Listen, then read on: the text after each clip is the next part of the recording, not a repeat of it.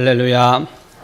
오늘 우리 교회 창립 113주년이고 또 추수감사 주일 예배를 드리고 있습니다. 예배에 참여한 모든 성도들에게 하나님의 예비하신 축복에 함께 하시기를 주의 이름으로 축원을 드립니다.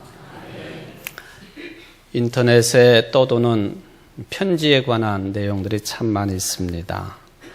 한 초등학생이 아마 그 용지를 보니까 병무청이라고 찍혀 있는 것을 보니 병무청이 요청을 해서 군인 아저씨들에게 유문 편지를 쓴 것이 그대로 그 학생 필체로 연필로 써서 돌아다니는 게 있습니다. 이런 내용입니다. 군인 아저씨께 군인 아저씨 얼마나 힘드신지 알아요. 군인 아저씨 군대에서 많이 힘드셨죠? 저도 크면 군대에서 가야 해요. 이게 이제 철자법이 좀 이 어법이 맞진 않아요. 저도 크면 군대에서 가야 돼요. 그러고는 뒤에 이렇게 마지막 정리를 했습니다. 아저씨 군대에서 기다리세요. 남자들은 다 아는 내용이죠. 2013년 9월 재혁 올림. 웃지 않으시는 분들은 무슨 말인지 모르는 거예요, 그게. 그러니까 군인 아저씨 제대하지 말고 내가 입대할 때까지 기다리라는 그런 말이에요. 여러분, 한 해 동안 많이 힘드셨죠? 근데 군대만큼 힘들겠나요? 한 해 동안 힘드셨죠? 네, 죽을 만큼 힘들었겠나요? 오늘은 참 기쁜 주일이니 힘내시고 기쁨과 감사 예배를 드리는 저와 여러분 되시기를 간절히 바랍니다. 오늘은 하나님께서 미국 북장로교회 소속으로 미국의 펜실베니아에서 1866년 출생을 했고 피츠버그 대학 유니온 신학교를 졸업해서 1892년 부인과 함께 11월 15일 한국에 와서 전심으로 복음을 전했던 청주 지역의 최초의 선교사인 프레드릭 S. 밀러 목사하고 또 김흥경이라고 하는 분이 전도한 결과로 이 지방의 아주 유망한 청년들인 김원배, 방흥근, 이영균, 김재호, 이범준과 함께 기도하며 헌신하여서 1904년도 11월 15일에 우리 교회가 세워진 지 113주년이 되는 주일입니다. 너무 감사합니다. 우리 교회는 이런 거 잘 안 하지만 오늘은 좀 한번 해봅시다. 너무 감사해요. 하나님께 감사하며 영광의 박수를 좀 돌려보내겠습니다.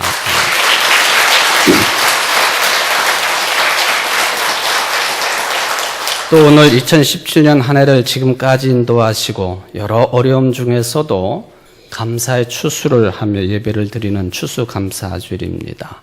역시 하나님께 감사를 드립니다. 제단의 예년처럼 추수 헌물과 꽃 장식을 했습니다. 여러 가정에서 헌물을 해주셨고 또 이 장식은 우리 김홍필 조경숙 집사님 가정에서 꽃을 드리면서 또 전체 신도회가 또 헌신을 하고 몸으로 봉사해서 이렇게 제단 장식을 했습니다. 잘 보시면은 몇 년 전에도 이렇게 한번 장식을 한 적이 있었습니다만은 올해는 좀 여러분들이 그 힌트를 더 많이 가질 수 있도록 글자까지 위에다 붙여 놓았습니다. 감 위에는 감자를 붙이고 사과 위에는 사자를 붙이고 감사, 추수를 감사하고 또 위에 보면은 숫자가 얼마가 써 있죠? 113주년을 감사하고 이재원 청년도 함께 봉사를 했습니다. 감사하지요. 이 교회를 통해서 113년 동안 역사하시고 일하시고 구원 활동을 펼치신 하나님께 진심으로 감사드립니다. 그리고 지금 이때에 여러분들이 부르심을 받아서 주님의 몸인 이 교회를 섬겨나가고 또 세상에 나가서 진정한 그리스도인으로서의 삶을 살아가시는 여기에 앉아 계신 여러분들에게도 저는 담임 목사로서 진실로 감사를 드립니다. 지난 주간 우리 교회는 종교개혁 500주년을 기념해서 부흥사경회를 은혜 중에 시작했고 마쳤습니다. 말씀의 은혜뿐만 아니라 깊은 기도의 시간들이 우리 자신을 다시 돌아보게 했습니다. 또 너무 힘들어서 포기하고 싶었던 것들을 다시 추스르는 은혜가 있은 줄 믿습니다.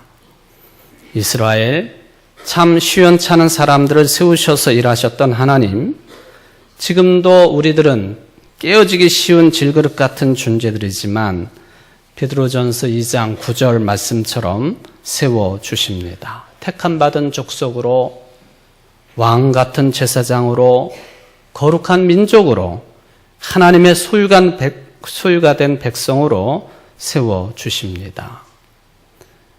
우리들이 전에는 하나님의 백성이 아니었지만 지금은 하나님의 백성이요, 전에는 하나님의 자비를 알지 못한 사람들이었지만 지금은 자비를 입은 사람들로 살아가고 있으니 이것 하나만 가지고도 감사가 충만합니다.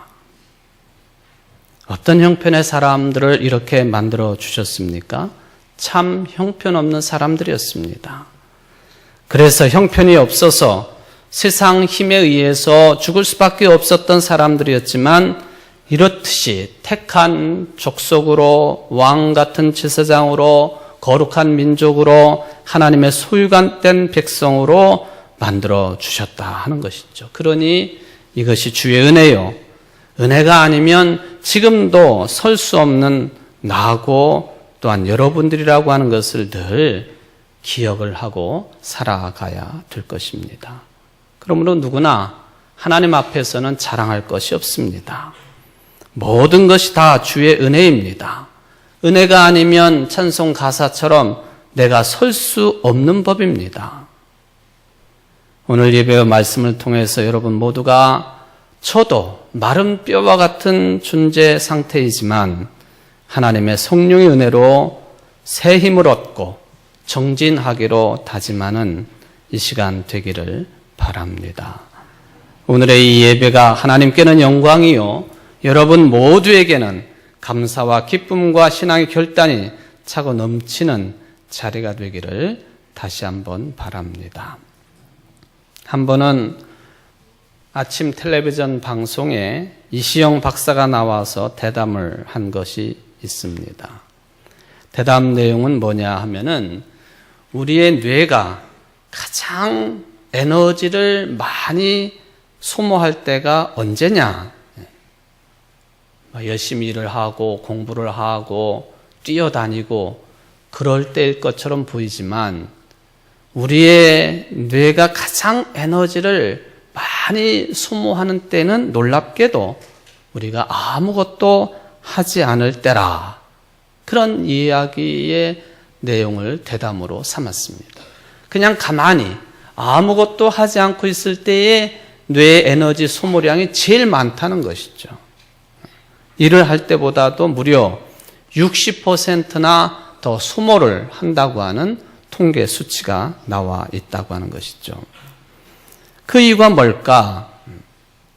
아무것도 안 하고 있으면은 그냥 뇌도 쉴 것 같은데 그렇지 않다는 거예요. 뇌는 신비한 조직체이기 때문에 이 몸의 주인이 아무것도 안 하면 뭔가 미래에 대해서 걱정을 하기 때문에 에너지를 엄청나게 과소비를 하기 때문에 아무것도 안 할 때 뇌 에너지 소모가 훨씬 크다라고 하는 그런 이야기입니다. 그리고 이것이 종국에는 뇌의 노화를 촉진시키는 아주 중요한 요인이 된다라고 했습니다. 그러므로 나이가 들어도 무엇이든지 열심히 하라고 조언을 합니다. 아마 성경은 그런 차원에서도 일하기 싫으면 먹지도 말라고 하셨는지도 모르겠습니다. 물론 다른 의미가 있는 성경 구절입니다만은 이 대답 내용과 관련 지어보면은 또 의미 있는 접근이라고도 생각이 되어집니다. 이시영 박사는 어릴 적에 꼭 해보고 싶은 것이 있었는데 그림을 그리는 일이었습니다. 그러나 그가 어릴 적에는 형편도 없었고 여건상 그림 그리기를 시도하지 못했다고 합니다. 그런데 모세가 80살에 부르심을 입은 것처럼 80살을 넘은 나이에 이 박사는 그림 그리기를 시작을 했다고 합니다. 스묵화 같은 것에 좋은 글귀를 넣어서 그린 그림이었습니다. 그가 그린 그림이 텔레비전 화면에 이렇게 크게 비추어지니까 사람들이 와, 잘 그렸다 그렇게 탄성을 질렀습니다. 그러자 이시영 박사는 대뜸 이렇게 답변을 했습니다. 제 그림은 잘 그린 그림이 아닙니다. 자기 친구 중에 유명 화가가 들어있는데 자기가 그린 그림을 보여주니까 어떤 친구 화가가 이렇게 말을 했다고 소개를 합니다. 네 그림은 잘 그린 그림은 아니다. 그렇지만은 좋은 그림이야. 우리 같은 전문 화가들은 그림을 잘 그리는 사람이고 너는 전문 화가는 아니지만 좋은 그림을 그리는 사람이야. 추상화의 대가 입체파 화가인 스페인 출신의 피카소의 그림을 보면 이게 그림인가 싶지요. 저는 이 피카소의 그림은 좋은 그림이라기보다는 그냥 잘 그린 그림이라 하는 생각을 하게 됩니다. 유명 화가도 잘 그린 그림이 있고 좋은 그림이 있습니다. 어린아이들을 말할 때에 저들은 하얀 백지장과 같은 상태라고들 합니다. 왜냐하면 살아가면서 저들이 어떤 그림을 그릴지 모르기 때문입니다. 즉 인생이라고 하는 그림을 어떻게 그릴지 아직은 잘 모르기 때문에 백지장과 같다 그렇게 이야기를 하지요. 여러분 모두는 인생의 그림을 잘 그리기를 원하는 분들입니다. 즉 잘 살기 위해서 애쓰는 분들이에요. 하지만 어떤 사람은 잘 살아가는 삶보다도 좋은 생활, 좋은 인생을 살아가기를 원하기도 합니다. 비록 자신의 삶이 잘 먹고 부유하고 윤택한 삶이 아니더라도 보람있고 뜻있고 귀감이 되는 좋은 삶을 택할 때에 가능한 일이 되겠습니다. 신앙생활도 마찬가지입니다. 잘 되는 교회나 단체가 있기도 합니다. 하지만 잘 되는 것보다 좋은 곳이 되기를 원하는 것이 또한 있습니다. 목사나 교인들도 보기에 잘하는 종교인으로 있는가 하면은 진실로 참되고 성결한 좋은 목사나 신앙인들도 있습니다. 잘하는 것과 좋은 것은 큰 차이가 있습니다. 저는 생각하기를 사람의 궁극적인 목적은 잘 되는 것 그것보다도 훨씬 더 높은 차원의 뜻이 있으니 좋은 사람이 되는 것일 겁니다. 모두들 무조건 잘만 살려고 하다가 보니까 경쟁도 생기고 문제가 생기는 것 아닙니까? 유대인들은 자녀들을 가르칠 때에 먼저 잘 사는 사람보다도 좋은 사람 될 것을 가르치는 민족으로 알려져 있습니다. 그런 과정에서 잘 사는 사람의 방법도 가르침을 받게 되는 것이죠. 처음부터 잘 사는 법을 가르치는 게 아니라는 것입니다. 얼마 전에 이스라엘에서 한국에서 불고 있는 유대인들 공부하고 연구하는 열기를 취재하려고 한 방송사에서 나와가지고 여러 인터뷰를 떴습니다. 그리고 한국 사람들이 세계의 어떤 나라들보다도 유별나게 탈무드 공부를 열심히 하는 것을 취재를 했습니다. 아는 게 아니라 한국에서는 탈무드 학교 많습니다. 요즘에는 또 하브루타를 가르치는 학원도 생겨날 정도로 유대 민족에 대한 이스라엘 나라에 대한 연구가 아주 활발하게 이루어지고 있습니다. 어쩌면은 우리가 진실로 배워야 될 것보다는 왜곡되게, 그리고 무언가 돈벌이가 될 만한 내용이라 생각해가지고 학원들이 상품화해가지고 우리 한국 사람들에게 내놓은 것들이 많다고 하는 것도 우리는 심각하게 바라봐야 될 것입니다. 하브루타라고 하는 말을 제가 사용을 했습니다만은 하브, 친구를 의미하는 하버라고 하는 말과 연결이 됩니다. 오래전부터 탈무드나 또는 토라를 배울 때 사용해온 토론 방법이 하브루타입니다. 둘씩 짝을 지어가지고, 친구끼리 둘씩 짝을 지어가지고 질문을 하고 대화하고 토론하고 논쟁을 하면서 서로가 가르치고 배우고 하는 그런 교육 방법입니다. 이 교육 방법은 이스라엘 사람들의 교육 과정에 적용할 뿐만 아니라 아주 단순하지만 친구끼리도, 부모와 자녀 사이에도, 또 낯선 사람들과도 일상적으로 적용되어지는 교육 방법 또는 실제적인 생활의 내용이 하브루타라고 불리우는 토론, 질문 방식이 되겠습니다. 유대인들은 이 방법을 학교에서 실시하는 게 아니라 가장 먼저 가정에서 부모, 자녀들 사이에 자녀들끼리 또 부모들끼리 시작하는 것으로 알려져 있습니다.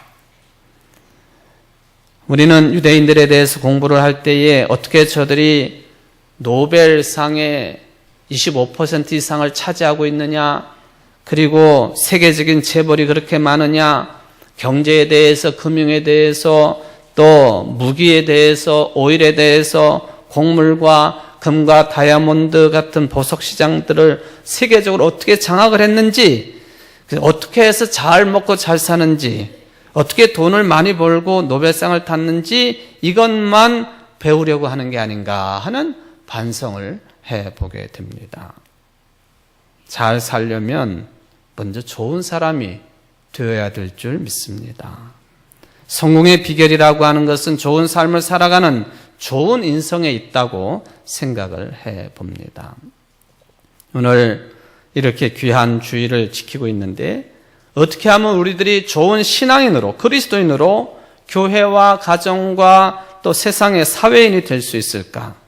누가복음에 보면은 예수님께서 씨 뿌리는 비유에서 말씀하실 때에 씨앗이 어떤 곳에 뿌려져야만이 30배, 60배, 100배의 결실을 거둘 수 있는가?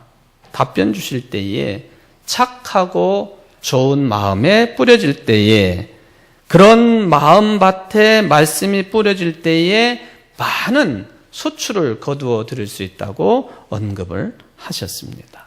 착하고 좋은 마음은 말씀을 잘 듣고 잘 깨닫고 성령의 도우심으로 하늘의 힘을 힘입어서 체현하는 사람들이 착하고 좋은 마음을 가지고 있는 사람들이라 하는 그런 뜻이 되겠습니다. 오늘 말씀이 여러분들에게 정말 착하고 좋은 마음밭이 되셔서 말씀을 받고 하나님의 말씀대로 순종하기로 다짐하는 그런 시간 되기를 바랍니다. 2015년도에 전 세계를 사로잡은 한 영화가 있었습니다.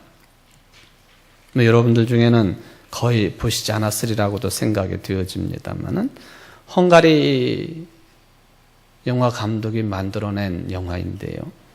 사울의 아들, 헝가리 말로는 셔울 피어라고 하는 타이틀의 영화가 되겠습니다. 제88회 아카데미 시상식에서 외국 영화상을 수상을 했고 그 외에도 수많은 영화제에서 아주 좋은 평을 받고 또 수상을 한 그런 수작이라고 볼 수가 있겠는데, 이 영화 역시 제2차 세계대전 당시에 독일 나치가 통치를 하고 있는 폴란드의 아우슈비츠 수용소에서 일어났던 일을 배경으로 한 영화가 되겠습니다. 감독이 어느 서점에서 책을 하나 보게 되었는데 잿더미 속에서의 음성이라고 하는 책을 보게 되었습니다.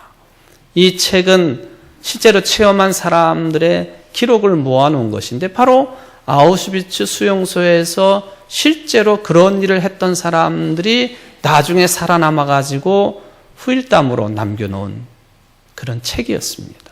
감독이 이것을 읽고 5년 동안 이 사람도 사실은 그런 수용소에서 고생을 했던 부모를 둔 자식이기 때문에 어떻게 하면은 이것을 좋은 작품으로 영화를 만들 수 있을까? 5년 동안 고민하고 만들어낸 영화가 바로 사울의 아들이라고 하는 타이틀의 영화가 되겠습니다. 당시에 이 아우슈비츠 수용소에는 사람들을 독가스실로 집어넣고 그리고 옷가지 속에서 금품이나 이런 것들을 빼내고 그리고 죽은 사람들을 시체 소각장으로 질질 끌고 가가지고 소각을 시키거나 아니면은 소각장이 10,000원이 되면은 그냥 웅덩이를 파고 거기다가 사람들을 집어던지고 총으로 쏘고 또 거기다 이제 불을 지펴가지고 태워버리는 그리고 남은 그 시신의 흔적들을 강가에 뿌려버리는 그런 일을 하는 사람들이 있었는데 이 사람들이 존더 코만도라고 하는 그러니까 비밀 요원인데 어떤 일을 하는 사람들이냐 하면 시체를 소각하는 요원들 존더 코만도의 일을 했던 사람들이 기록해 놓은 책을 보고 이 영화를 만든 것입니다. 어떤 한 이 비밀 요원이 그렇게 죽은 사람들을 이제 끌고 가고 하는 일을 하다가 그 누구나가 살아남을 수 없는 독가스실에 들어갔던 사람들이 다 죽어가지고 나왔는데 한 소년이 숨이 끊어지지 않은 채로 숨을 헐떡거리고 기침을 하고 있는 것을 여러 사람이 발견을 했고 그 사람도 그것을 발견을 하게 되었습니다. 그래서 이 사람은 이제 이 소년을 살리려고 백방의 노력을 기울이지만 살리지를 못합니다. 그리고는 의사들이 와가지고 살펴봅니다. 이런 일이 지금까지 예까지 2번 있었다. 이건 참 신기한 일이다. 모든 어른들도 다 죽고 그러는데 어떻게 소년이 살아남을 수 있겠는가? 그래서 그 아이를 해부하기로 하고 그리고 숨통을 막아가지고 죽여버립니다.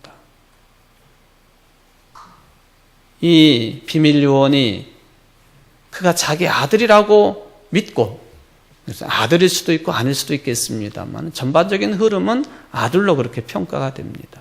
자기 아들인 것을 발견을 하고 이제 어차피 죽은 이 아들을 랍비를 찾아가지고 그 포로로 잡혀온 수많은 사람들 가운데에서 유대교 스승인 랍비를 찾아가지고 이 아이를 정상적으로 장례식을 치르려고 묻어내를 씁니다. 제가 볼 땐 너무 답답할 정도로 그런 상황에서 자기 자신도 위험하고 다른 사람도 위험에 빠뜨릴 수 있는 그런 상황 속에서 그 아들을 땅을 파고 묻는 그리고 랍비가 와서 죽은 자를 위해서 기도를 해주는 그 기도를 받고 싶어가지고 그 어려움 속에서 위험 속에서 랍비를 찾아 헤맵니다.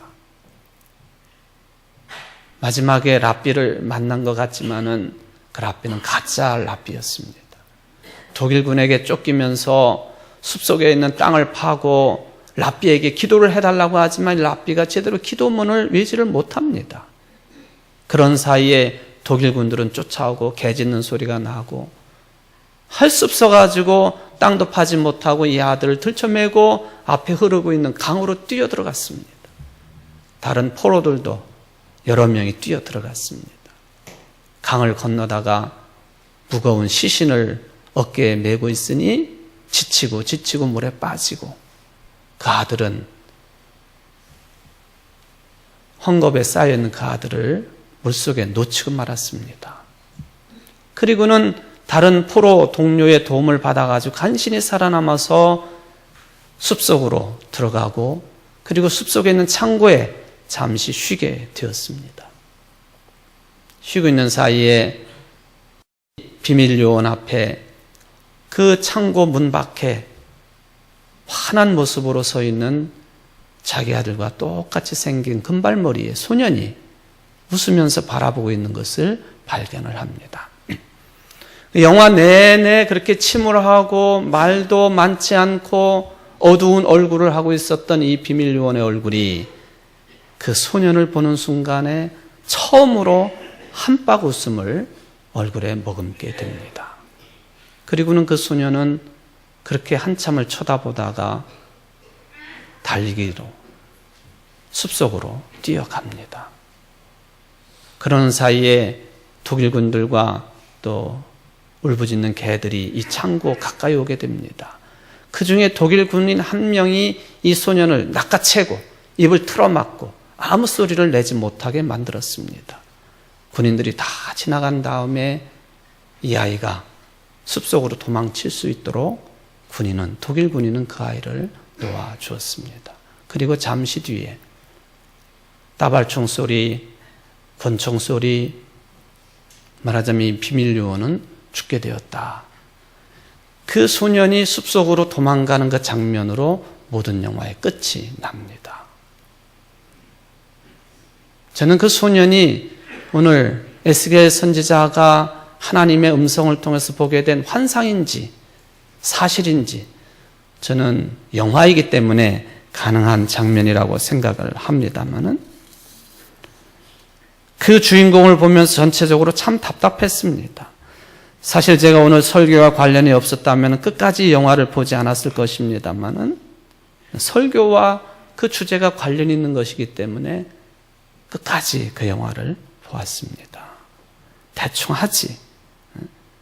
저 사람 때문에 다른 사람들도 고통을 겪게 되는데 아랑곳하지 아니하고 정상적으로 그 아들을 땅에 파묻는 장례 절차를 위해서 그렇게 랍비를 찾아 헤매고 있는 그 주인공이 저는 굉장히 답답해 보였습니다. 그러나 하나님께서는 오늘 본문에도 그렇습니다마는 죽은 자들, 잔재인 뼈들을 향해서 일어나라고 하시는 하나님의 역사는 죽은 것들이 죽은 것이 아니기에 그들을 통해서 그런 아무 형편도 없는 존재들을 통해서 역사하시는 하나님이신 것을 저는 깨닫게 되었습니다.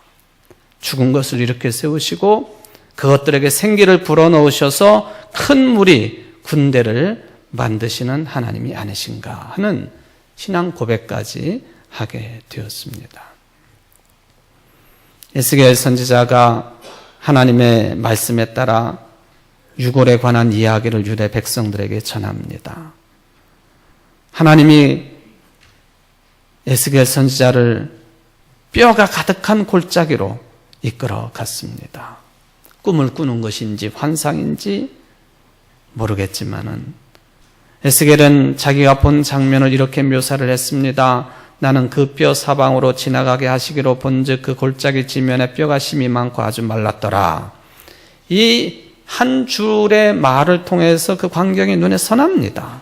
아주 섬뜩한 느낌의 광경입니다. 정신을 반쯤 놓고 있을 때 하나님이 또 말씀하십니다. 인자야, 이 뼈들이 살아날 것 같으냐? 사실은 하나님의 이 질문은 말이 되지 않는 질문입니다. 모든 생명체가 이 죽음이라고 하는 불가역의 흐름에서 벗어날 수 없는 것 아닙니까? 이미 유골이 된 사람이 살아난다고 하는 것, 있을 수 없는 것이라고 하는 것 에스겔이 모를 리가 없겠지만은 그는 하나님의 영에 이끌려서 골짜기까지 온 사람이니까 당연한 대답을 할 수가 없었습니다. 주님, 불가능합니다. 아닙니다. 라는 답변을 할 수가 없었습니다. 그가 말하기를 주 여호와여, 주께서 아십니다. 이게 최선이었습니다. 예수님께서 베드로에게 깊은 곳에 가서 그물을 내리라고 말씀하시니까 베드로가 불가능한 것임을 알면서도 당신이 말씀하시니 내가 그리 하겠다고 대답했던 것과 같은 이치의 답변이었습니다. 주 여호와여, 주께서 하십니다. 하나님은 세상을 창조하신 분이니까 불가역이라고 하는 이런 원리의 제한을 받지 않는다고 하는 그런 뜻도 될 수가 있겠고, 또는 에스겔이 생각할 때 제발 그런 일이 일어나기를 바란다고 하는 그런 뜻일 수도 있겠습니다. 하나님이 에스겔에게 이렇게 뼈들에게 선포하라고 요청을 하십니다. 공동 번역이 이렇게 번역을 해놓았습니다. 마른 뼈들아, 이 야훼의 말을 들어라. 뼈들에게 주 야훼가 말한다. 내가 너희 속에 숨을 불어넣어 너희를 살리리라. 너희에게 힘줄을 이어놓고 살을 붙이고 가죽을 씌우고 숨을 불어넣어 너희를 살리면 그제야 너희는 내가 야훼임을 알게 되리라. 하나님의 요청대로 에스겔이 말을 외쳤습니다. 그러자 마른 뼈들이 이리저리 움직이며 서로 연결되었습니다. 소리가 시끄럽게 났을 것입니다. 뼈들이 모여 사람의 형체를 갖추자 힘줄이 생기고 살이 붙고 가죽이 덮였습니다. 뼈들이 이제 사람의 형체를 갖추게 되었다는 것이죠. 그런데 문제는 외형은 그럴듯하게 갖추어졌지만 생기가 없었습니다. 겉모습만 있지 살아있는 생명체는 아니었습니다. 에스겔은 다음과 같이 하나님의 말씀을 전달받습니다. 생기야, 사방에서부터 와서 이 죽음을 당한 자에게 풀어서 살아나게 하라. 외치니 저들에게 생기가 들어갔습니다. 그제야 그들이 일어나 움직이기 시작했는데 큰 군대를 이룰 정도로 숫자가 많게 되었다. 이게 어떤 의미인지에 대해서는 뒷부분에서 해석을 잘 붙여놓았습니다.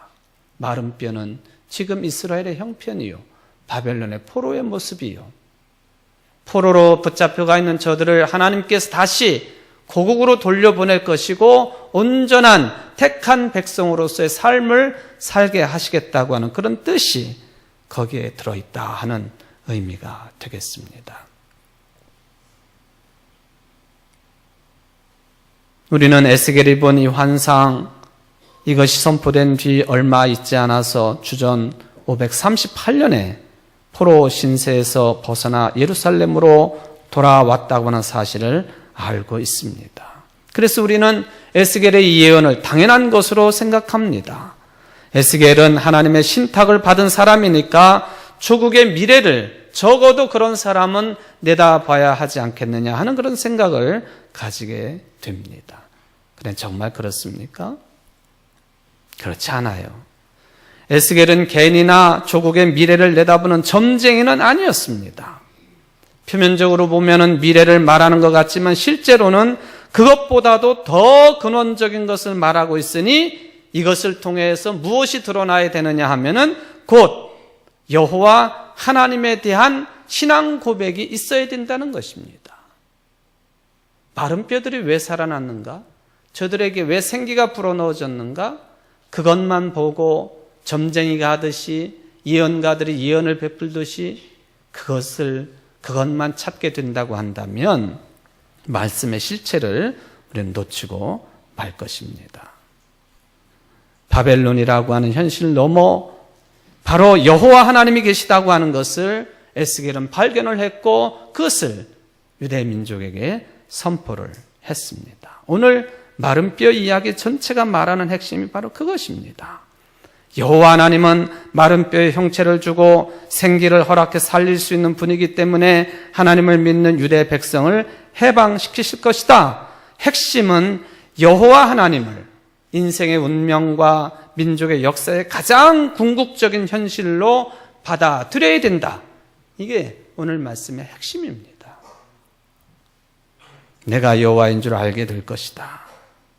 이 말은 곧 하나님만이 생명을 주시는 분이라고 하는 그런 사실을 알아야 된다고 하는 의미가 들어 있습니다. 내가 너희들의 생명을 주는 여호와 하나님이다. 저는 사실 이 이야기를 본문으로 설교하면서 생각이 착잡 또는 복잡합니다. 현실로서는 바벨론 제국이 두려움의 대상이고 부러움의 대상 아닙니까? 세상 사람들이 다 거기에 그 힘에 종속되어 살아가고 있습니다. 지금도 마찬가지예요. 그런데 그런 바벨론의 힘을 두려워하거나 부러워하지 말라고 설교한다고 하는 것이 여러분들에게 어떤 의미로 다가서는지 그것이 제가 알지 못하기 때문에 복잡하다는 것입니다. 설교하는 목사가 현실을 모르는 그리고 교인들에게 잔소리하는 것처럼 들릴지도 모르겠습니다. 차라리 그냥 쉽게 능력의 하나님 그분이 여러분들에게 복을 주셔서 다 부자가 되게 하고 건강한 사람들이 되게 하고 자녀손들이 자출세하고 모두 다가 부러워할 만한 인생을 살게 될 것이라고 설교하는 것이 훨씬 쉬울 수도 있습니다. 그러나 하나님은 에스겔을 통해서 그것보다도 두려워해야 할 분이 누구이고 너희들이 경배해야 될 분이 여호와 하나님이라고 하는 것, 이것을 강조를 합니다. 그분이 너희들에게 생기, 생명, 영을 주시지 않느냐. 생기나 하나님의 영이 매력적이지 않게 들릴 수도 있겠습니다만 현대인들이 모두 다가 스스로 판단하고 가치 있는 것과 없는 것을 구분할 수 있다고 능력 있는 자들이라고 생각을 하기 때문에 그렇습니다. 그런데 정말 그렇습니까? 정말 그렇습니까? 하나님이 여러분들에게 생기를 주시지 않냐고 하나님의 영을 주시지 않는다면은 인생으로서의 삶을 잘 살아갈 수 있느냐는 것입니다. 하나님의 영은 여러분들로 하여금 하나님이 창조주이시고 우리 모두가 피조물이라고 하는 사실을 심층적으로 깨닫게 하는 능력이 된다고 하는 것을 믿으시기를 바랍니다. 그것 때문에 마른 뼈가 살아나듯이 새로운 생명을 경험할 수가 있는 것입니다. 성도 여러분, 풍요 속의 빈곤이라고 하는 말이 딱 들어맞는 세상을 우리가 마른 뼈처럼 살아가고 있는 것은 아닙니까? 겉으로는 매우 세련된 모습을 갖추고 있어도 그런 삶 자체만으로는 여전히 빈곤한 것이죠. 많은 사람들에게 존경을 받는다고 할지라도 그것 자체로는 궁핍한 삶입니다. 여기 서 있는 여러분의 목사도 마찬가지예요. 겉으로 볼 때에는 여러분들이 어떻게 평가를 하는지 모르겠습니다만은 형편없는 쓰레기요, 에스겔 골짜기에 마른 뼈만도 못한 존재입니다. 이런 사람이 여러분들에게 영적인 지도자라고 아버지라고 서 있으니 우리의 장로님들은, 우리의 권사님들은, 우리의 집사님들은, 우리의 교인들은, 찬양대원들은, 교사들은, 청소년들은, 청년들은, 아이들은 어떻겠는가? 저는 날마다 이러한 자괴감 속에 살고 있습니다. 이것은 저뿐만 아니라 우리 모든 인생살이에 실제적으로 경험하고 있는 명백한 사실입니다. 그럼에도 불구하고 주님의 몸인 청주제일교회 신앙공동체 지체들로 살아가고 있습니다. 죽은 채로 마치 영화에 나오는 좀비처럼 걸어 다니기만 하면 사람들을 놀라게 하고 아무런 의미도 주지 못하고 오히려 죽음의 썩은 냄새만 풍기고 있는 것은 아닙니까?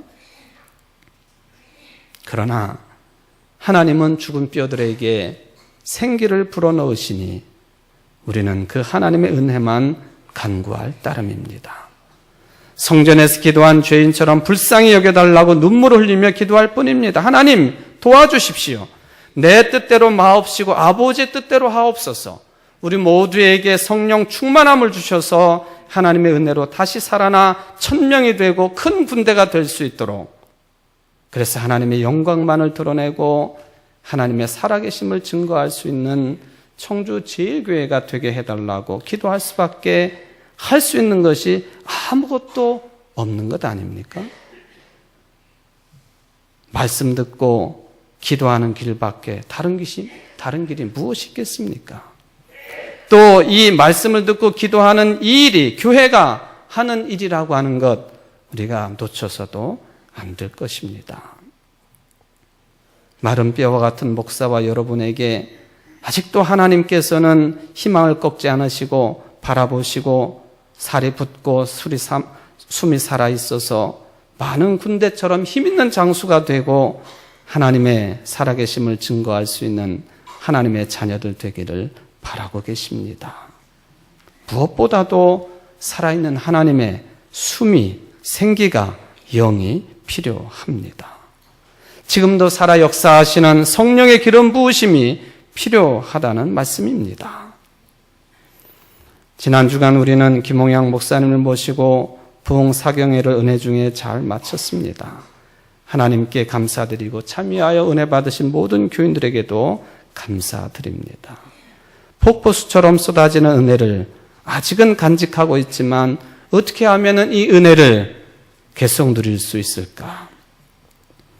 저는 이제 11월 반쯤 지나고 있고 또 12월 한 달이 남아 있습니다만은 매우 교회적으로 바쁜 계절이기는 하지만 여러분에게 12월 들어서면서부터 새로운 은혜 프로그램에 참여하실 것을 권면을 합니다.